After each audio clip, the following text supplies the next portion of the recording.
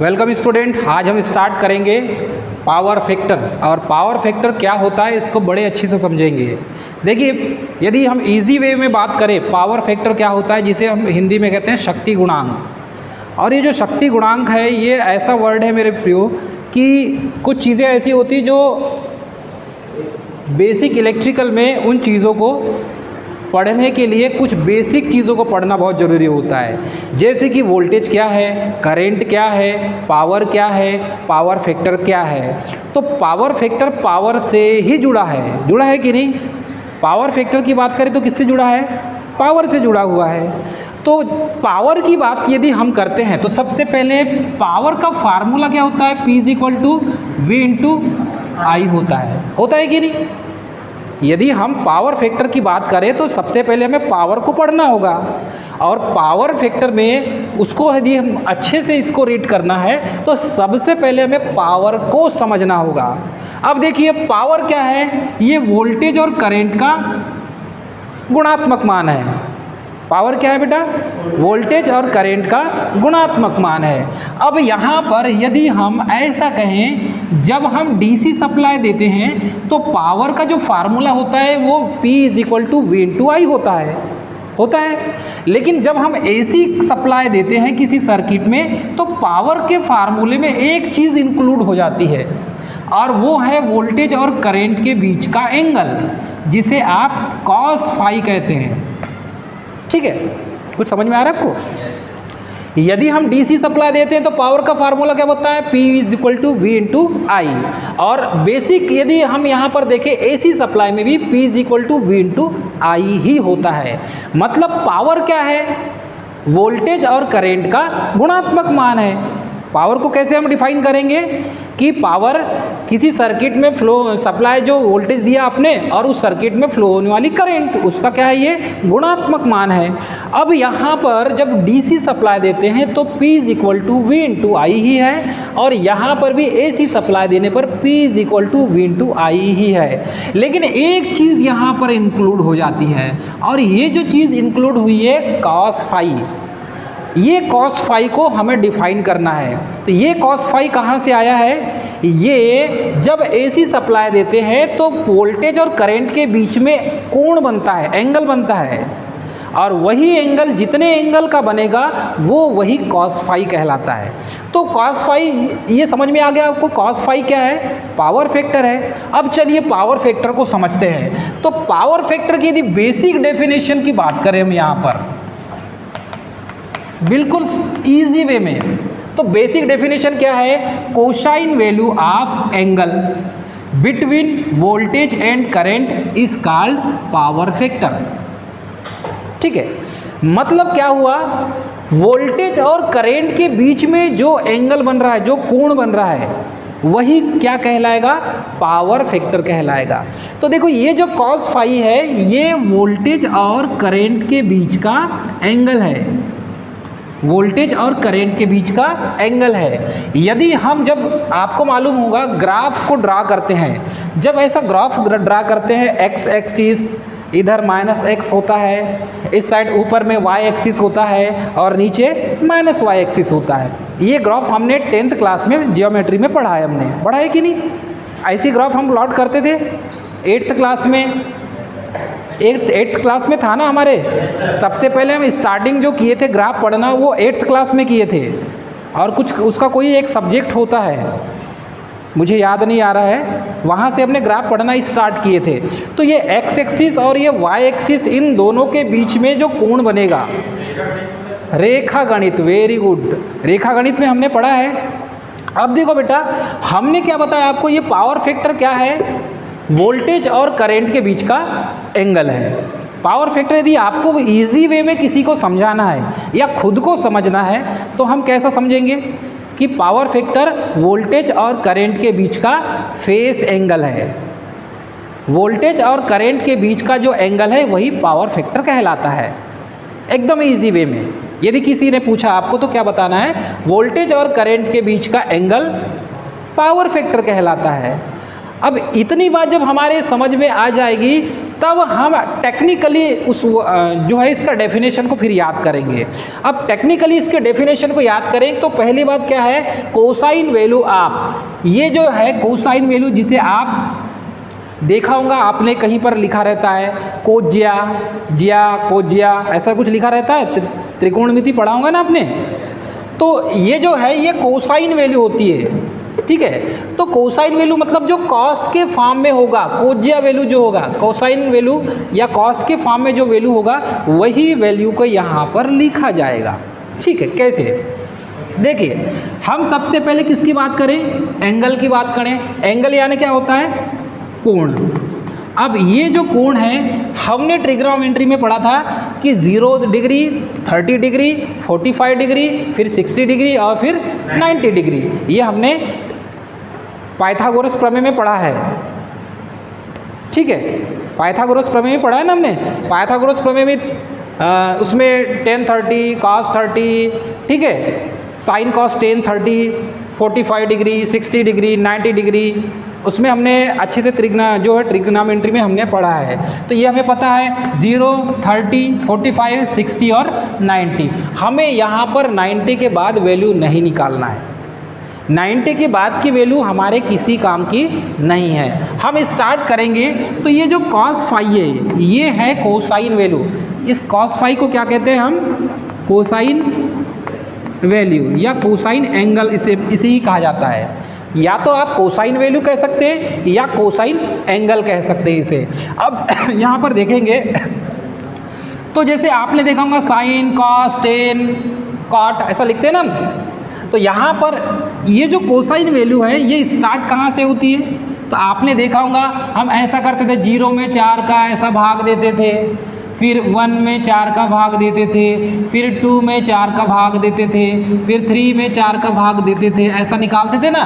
Sign की value, sign का मान निकालना है, साइन थीटा, तो साइन 0, फिर 30 डिग्री, फिर 45 डिग्री, फिर 60 डिग्री और फिर 90 डिग्री। तो ये 4/4 इसको रूट में करेंगे तो ये कैंसिल हो जाएगा, तो मान क्या निकलता था, 1 निकलता था कि नहीं। इसको √3, अब ये जो है इसको बाहर निकाल देंगे क्योंकि ये रूट इसका मान हो जाएगा 2 हो जाएगा।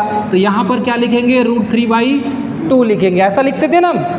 यदि हमको ट्रिग्नोमेट्री में ये सब फार्मूले याद करने की ज़रूरत नहीं होती थी, साइन 30 का मान कितना होता है हम ये टेबल ड्रॉ करके मान निकाल सकते थे।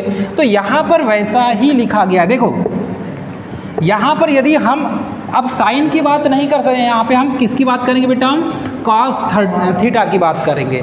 तो cos यहाँ पर cos 0 का मान कितना होता है, 1 होता है।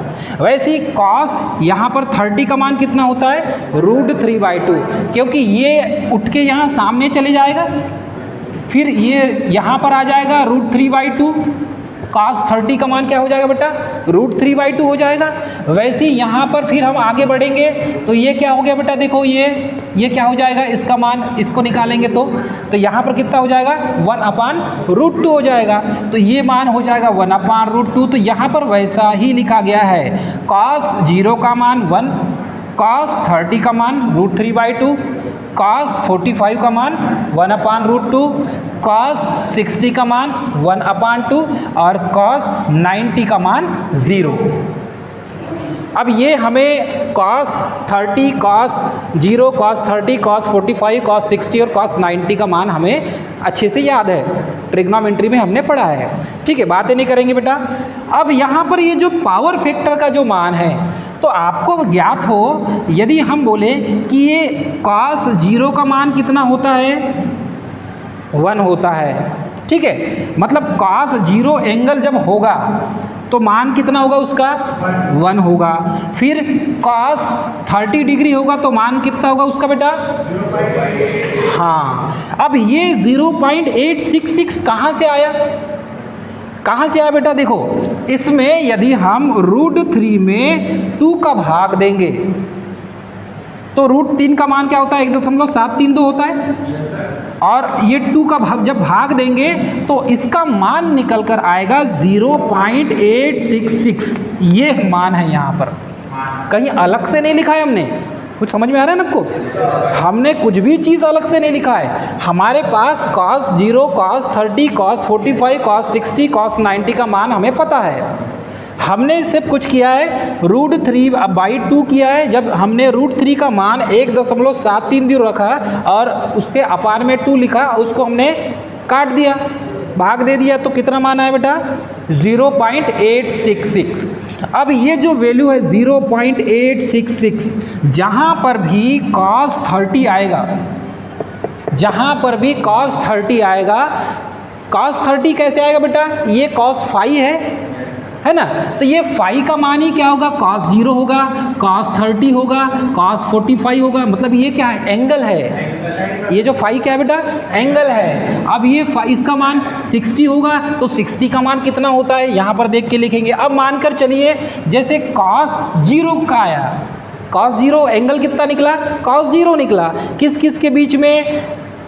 करंट और वोल्टेज के बीच में। तो करंट और वोल्टेज के बीच में यदि cos 0 है, तो cos 0 का मान कितना होगा? cos 0 का मान ये है, cos 0 का मान कितना होगा? 1 होगा। तो पावर फैक्टर का मान क्या हो गया? 1 हो गया। ये पावर फैक्टर का मान है, ठीक है। अब जैसे कि यहाँ पर देखिए cos 30 है, मानकर चलिए cos 30 है, तो cos 30 का मान कितना होगा? Power factor 0.866। कॉन्सेप्ट समझ में आ रहा है ना आपको? वैसे ही यदि cos 45 होगा, तो cos 45 होगा तो यहाँ पर मान कितना निकल के आएगा? 0.707। ये पावर फैक्टर का मान है, ठीक है। तो ये 0.707 कहाँ से आया? 1/√2। और √2 का मान कितना होता है? 1.414। कुछ याद आ रहा है? अरे √2 का मान कितना होता है? 1.414 होता है ना। अब ये 1.414 में हमने कितने का भाग दे दिए? ठीक है, हाँ, इसके ऊपर क्या कर दिए बेटा? 1 कर दिए। अब हम एक में 1.414 का भाग देंगे, जितना मान निकलेगा वो 0.707 होगा। क्लियर है? समझ में आ रहा है सभी को? अब देखिए यहाँ पर cos 60, और cos 60 का मान कितना होता है? 1/2 होता है। अब 1/2 मतलब एक में 2 का भाग देंगे तो कितना आएगा? 0.5 आएगा। तो ये पावर फैक्टर का मान है, 0.5 पावर फैक्टर का मान निकल गया ये। वैसे ही यहाँ पर cos 90 डिग्री, जब भी cos 90 डिग्री होगा तो उस पावर फैक्टर कितना होगा? 0 होगा। तो ये जो टेबल मेरे बताने के पीछे मेरा रीज़न यही था कि आपको एक एक चीज़, जब भी आपको 0.86 लिखा हो तो ये 866 कहाँ से आया, ये मान आपको पता होना चाहिए ना, कहाँ से आया। यदि आपको 0.707 का पावर फैक्टर का मान निकल गया, तो ये 0.707 कहाँ से आया, ये आपको पता होना चाहिए। क्योंकि जब आप किसी कंपनी में इंटरव्यू देने जाते हैं और कोई अच्छा जानकार जो है वाई लेने बैठ गया, तो फिर आपकी हवा टाइट कर देगा वो। इसीलिए उस समय में हमें पावर फैक्टर पता तो है, पावर फैक्टर क्या होता है, लेकिन पावर फैक्टर के तहत तक नहीं जा पाते हम, और वहीं से क्वेश्चन होते हैं। तो ये आपको पता होना चाहिए। क्लियर है? ये आपको समझ में आ गया टेबल? ठीक है। अब देखो यहाँ पर बात निकल के आती है कि ये पावर फैक्टर की परिभाषा क्या होगी। What is power factor? ठीक है। अब हमें पता है कि पावर फैक्टर क्या होता है? Cosine value of angle between voltage and current. मतलब वोल्टेज और करेंट के बीच का जो कोसाइन वैल्यू है, कोसाइन एंगल है, वो पावर फैक्टर कहलाता है। लेकिन जब हम इलेक्ट्रिकल में घुसते हैं या इलेक्ट्रिकल में इंटर करते हैं, तो इसके पावर फैक्टर के फार्मूले अलग अलग तरीके से रिप्रेजेंट किए जाते हैं। जैसे मेरा नाम, वर्तमान में जो मेरा नाम है, यहाँ कॉलेज में मुझे तांडे सर के नाम से जानते हैं, घर में मेरा नाम कुछ और होगा ना।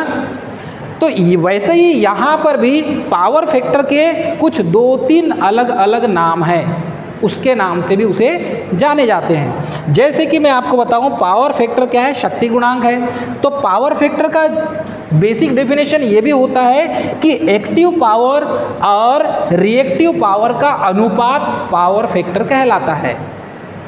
कुछ समझ में आ रहा है आपको? एक्टिव पावर और रिएक्टिव पावर का अनुपात क्या कहलाता है? पावर फैक्टर कहलाता है। अब ये एक्टिव पावर को हिंदी में क्या कहते हैं? वास्तविक शक्ति। ठीक है, क्या होता है? वास्तविक शक्ति। और वास्तविक शक्ति को किससे डिनोट करते हैं? किलोवाट से।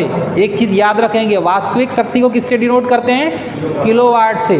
तो जहाँ पर भी एक्टिव पावर होगा वो क्या हो जाएगा बेटा? वास्तविक शक्ति होगा।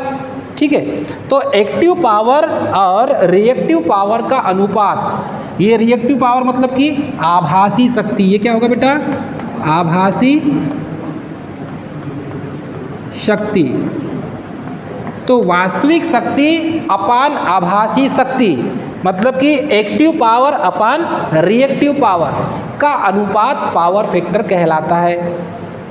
देखिए, एक परिभाषा भाई साहब हमने ये भी पढ़ा है कि कोसाइन वैल्यू आप मतलब कि वोल्टेज और करंट के बीच का जो कोसाइन एंगल है वो भी पावर फैक्टर कहलाता है।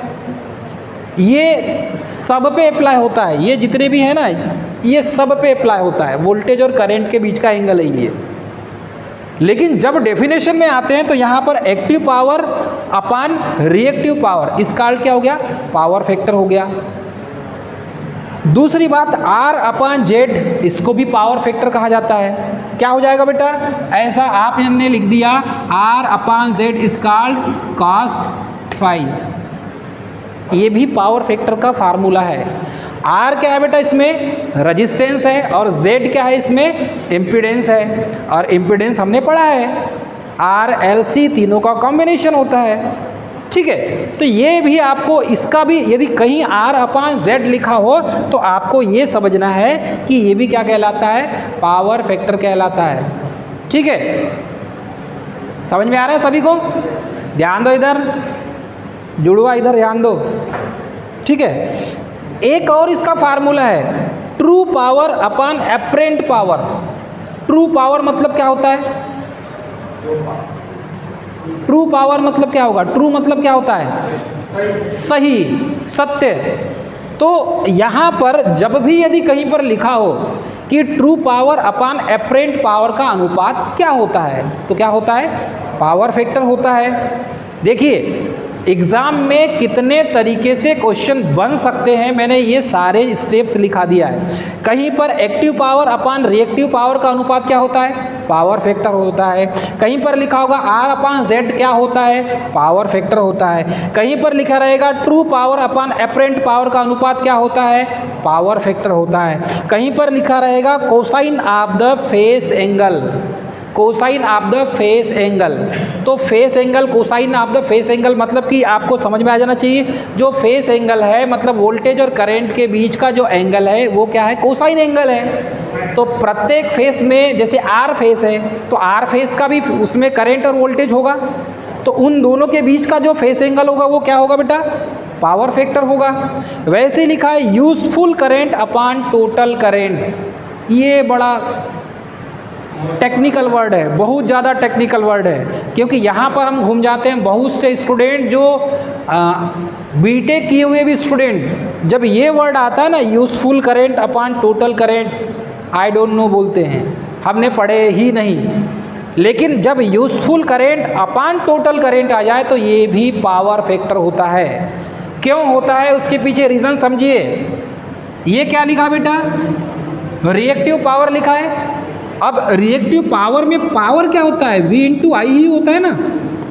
पावर क्या होगा? V इंटू आई ही होगा। और इसमें एक्टिव पावर भी है तो ये भी क्या हो जाएगा? V इंटू आई ही होगा। होगा कि नहीं? अब एक्टिव पावर अपान रिएक्टिव पावर का जो रेशियो होता है, जो अनुपात होता है, वो पावर फैक्टर कहलाता है। यहाँ पर क्या है बेटा? Total power. तो टोटल पावर जो है ये रिएक्टिव पावर, इसको जब इंक्लूड करते हैं तो ये टोटल पावर की लिस्ट में ही आता है। और यूजफुल जो करंट है इसको जब आप ऐड करते हैं तो ये टोटल एक्टिव पावर में जो करंट है ये इसकी लिस्ट में आता है। मतलब ये टोटल करंट को यहाँ पर इंक्लूड करेंगे जो यूजफुल करंट है, क्योंकि एक्टिव करंट, एक्टिव पावर क्या है? एक्टिव पावर क्या है? जो सक्रिय है, जो सर्किट में काम करती है। यदि एक्टिव पावर नहीं होगा तो सर्किट में वर्क डन नहीं होगा, काम नहीं होगा। जैसे ये सीलिंग फैन है, इस सीलिंग फैन में यदि एक्टिव पावर ना हो तो इसका जो इफेक्ट है आपको नज़र नहीं आएगा। समझ में आ रहा है ना आपको? तो यहाँ पर इसके कितने फार्मूले बन गए? 1 2 3 4 और ये हो जाएगा बेटा 5। तो एक्टिव पावर अपान एपरेंट पावर का अनुपात पावर फैक्टर कहलाता है। R अपान ZB पावर फैक्टर कहलाता है। ट्रू पावर अपान एपरेंट पावर का अनुपात भी पावर फैक्टर कहलाता है। तो ट्रू पावर को डिनोट करते हैं किलोवाट से, याद रखेंगे। और एपरेंट पावर या रिएक्टिव पावर, ये दोनों एक ही पावर है। एपरेंट पावर को रिएक्टिव पावर भी कहते हैं, एपरेंट पावर को रिएक्टिव पावर भी कहा जाता है। तो रिएक्टिव पावर और एपरेंट पावर ये दोनों एक ही हैं, अलग अलग कुछ भी नहीं है। इसका दूसरा रिएक्टिव पावर का दूसरा नाम क्या है? एपरेंट पावर है। तो यहाँ पर देखो फार्मूला जो है इतने तरीके से बनकर रेडी होता है। एग्ज़ाम में वाई में, मेन जो कंपटीशन एग्ज़ाम में भी है, तो ऐसे ऐसे क्वेश्चन बन के आते हैं जो हमें पता रहने के बाद भी हम आंसर उसका सही नहीं लगा पाते। इसीलिए ये चीज़ों को आपको याद रखना पड़ेगा। ट्रू पावर अपान एपरेंट पावर, ये अपान का मतलब है कि इसके बटा में है। समझ में आ रहा है ना आपको? अनुपात में है। किस टाइप से है? देखिए, ट्रू पावर यदि मैं यहाँ पर कहीं लिख दूँ, ये हो जाएगा ट्रू पावर अपान, यहाँ पर लिख दिया मैंने, उसके बाद एपरेंट पावर, एपरेंट पावर। तो ट्रू पावर क्या है बेटा? ट्रू पावर को हम किलोवाट से शो करते हैं, एपरेंट पावर को केवीए में शो करते हैं, किलो वोल्ट एम्पियर में। तो ये क्या हो जाएगा? पावर फैक्टर हो जाएगा। क्या हो जाएगा बेटा? पावर फैक्टर हो जाएगा। ये इसका फार्मूला बन गया। ऐसे यहाँ पर, अब यहाँ पर ट्रू पावर लिखा, यदि यहाँ पर मैंने एक्टिव पावर लिख दिया और नीचे रिएक्टिव पावर लिख दिया तो भी पावर फैक्टर का फार्मूला बन गया। कॉन्सेप्ट समझ में आ रहा है ना सभी को? ठीक है। अब देखो यहाँ पर इसके ग्राफ में आ जाइए आप। ग्राफ में बड़ा अच्छा समझ में आता है किसी भी चीज़ का। यदि आप ग्राफिकल निरूपण कर दें तो आपको बहुत अच्छे से समझ में आ जाएगा। चलिए, यहाँ पर ये जो x एक्सिस है, ये x एक्सिस, ये रेफरेंस लाइन है। यहाँ से यहाँ तक पॉजिटिव और यहाँ से यहाँ तक नेगेटिव। फिर यहाँ से लेकर यहाँ तक ये ज़ीरो वैल्यू है। इस ज़ीरो वैल्यू से यहाँ से ऊपर जाएंगे तो पॉजिटिव जाएंगे और नीचे आएंगे तो नेगेटिव आएंगे। अब देखिए, जब भी हम पावर फैक्टर का ग्राफ खींचते हैं तो x एक्सिस होगा, उस x एक्सिस में हमेशा वोल्टेज ही होगा। मतलब ये जो लाइन होगी, इस लाइन में हम वोल्टेज को ही रखेंगे। किसको रखेंगे बेटा? हम वोल्टेज को ही रखेंगे।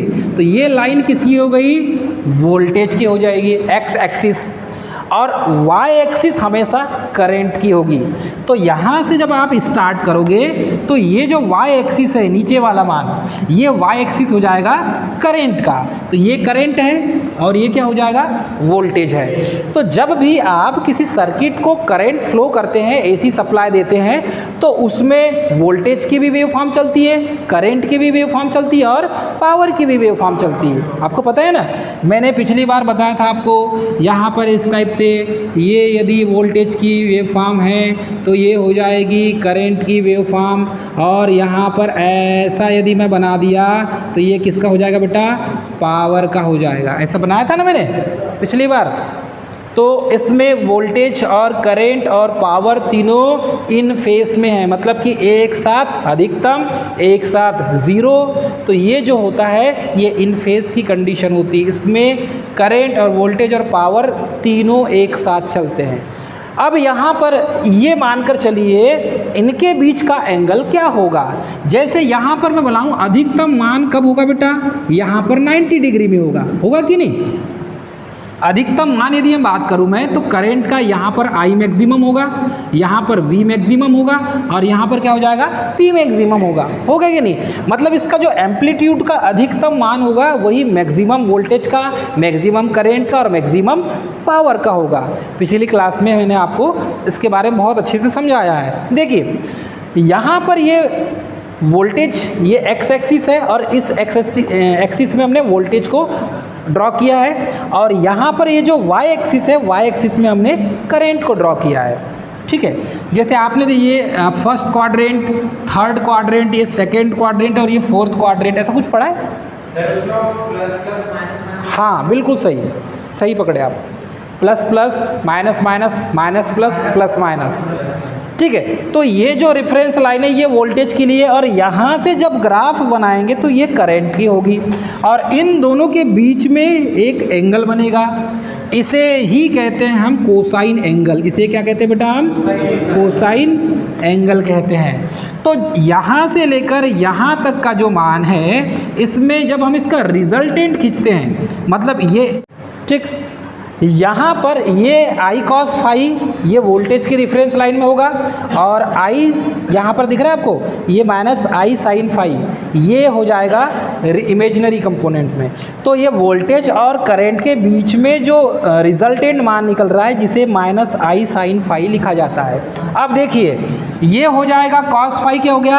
पावर फैक्टर एंगल हो जाएगा, और ये जो है आई कॉस फाई, जिसमें ये जो वोल्टेज है ये रिएक्टिव, हाँ ये क्या हो जाएगा? एक्टिव कंपोनेंट ऑफ वोल्टेज हो जाएगा, और ये माइनस आई साइन फाई क्या हो गया? रिएक्टिव कंपोनेंट ऑफ करंट हो जाएगा। अब इन दोनों के बीच में यदि हम मैथमेटिकल रिलेशन ड्रॉ करें, तो मैथमेटिकल रिलेशन क्या बनता है? आई इज इक्वल टू, क्योंकि करंट का मान निकालना है हमें, तो आई इज इक्वल टू क्या हो जाएगा? I cos phi minus I sine phi हो जाएगा। तो आई साइन फाई इसलिए होगा क्योंकि ये नेगेटिव वैल्यू होती है, यहाँ पर -1 -2 नेगेटिव होगा ना ये, इसीलिए ये जो वैल्यू है ये माइनस आई साइन फाई हो जाएगा, और ये आई कॉस फाई ये क्या है? ये पॉजिटिव वैल्यू है, इसीलिए इसके सामने कुछ नहीं मतलब प्लस है, और यहाँ पर कुछ नहीं मतलब कि माइनस है। अब ये जे आयोटा लग गया है, जे ऑपरेटर लग गया है। जे ऑपरेटर लगने का मतलब होता है कि ये इमेजिनरी पार्ट होता है। जे ऑपरेटर का मतलब क्या है? ये इमेजिनरी पार्ट है, और ये इमेजिनरी पार्ट होने के कारण इसको हम साइन फाई में लिखते हैं। तो देखिए, अब इसको हम क्या करेंगे? रूट में डालेंगे। जब रूट में डालेंगे तो क्या हो जाएगा बेटा? आई कॉस फाई का होल स्क्वायर हो जाएगा प्लस माइनस आई साइन फाई का होल स्क्वायर हो जाएगा, क्योंकि आपको पता है ये इसका पूरे का वर्ग है और ये वर्ग हो गया, तो इससे कैंसिल करेंगे तो उसमें कोई फ़र्क पड़ेगा क्या? कुछ भी फर्क नहीं पड़ेगा। जैसे कि यहाँ पर ये 2 है, यदि इस 2 को हम ऐसा लिख दें और ऊपर फिर 2 की घात लगा दें, तो ये इससे क्या हो गया? कैंसिल हो जाएगा। तो उसके इस 2 की वैल्यू पे कोई अंतर पड़ा क्या? नहीं पड़ा। वैसे यहाँ पर भी ये हो जाएगा। तो इसको हम ऐसा इसीलिए करते हैं कि इसका जो टेंजेंट एंगल है ये, वो टेंजेंट एंगल निकालने के लिए वैसा किया जाता है। तो आपको पता है कि इसका क्या हो जाएगा? साइन कॉस 10 में साइन अपान कॉस क्या होता है? 10 होता है, और कॉस अपान साइन क्या होता है? कॉट होता है। तो यहाँ पर हम ये टेंजेंट वैल्यू निकालने के लिए साइन अपान कॉस करते हैं, तो ये क्या हो जाता है? 10 हो जाता है। इसीलिए ये जो 10 फाई लिखा गया है ये इज इक्वल टू क्या हो जाएगा? माइनस आई साइन फाई और प्लस आई कॉस फाई। तो minus I sine phi upon I cos phi ये क्या हो जाएगा? टेंजेंट। तो ये टेंजेंट वैल्यू जो है ये इसको अभी लिखा जाता है, आगे जब ग्राफ में समझाएंगे तो ये इसका एक अलग ग्राफ बनता है। तो ये इसका रिजल्टेंट वैल्यू निकल के आता है, जहाँ पर भी आपको cos 0, cos 30, cos 45, cos 60, cos 90 का मान निकालने के लिए आएगा, तो आपको ऐसे ही मान निकालना है। और परिभाषा पूछे तो पावर फैक्टर की परिभाषा इतने तरीके से आप दे सकते हैं। यदि आपको किसी ने पूछा कि पावर फैक्टर क्या है, आपने बोला एक्टिव पावर अपान रिएक्टिव पावर का अनुपात पावर फैक्टर होता है। बिल्कुल सही है, गलत नहीं है। यदि आपने बोला कि पावर फैक्टर क्या है, किसी ने पूछा, तो आपने बोल दिया cosine of the face angle, या आपने बोल दिया cosine value of the angle between voltage and current. बिल्कुल सही है, ये गलत नहीं है। यदि किसी ने पूछा आपको पावर फैक्टर क्या है और आपने बोल दिया कि ट्रू पावर अपान एपरेंट पावर का अनुपात पावर फैक्टर कहलाता है, बिल्कुल सही है, 101% सही है। तो आप पावर फैक्टर को इतने तरीके से अच्छे से और समझ सकते हैं। फिर इसका रिजल्टेंट ग्राफ हम नेक्स्ट क्लास में पढ़ाएंगे, नेक्स्ट लेक्चर में। तब तक के लिए जय हिंद।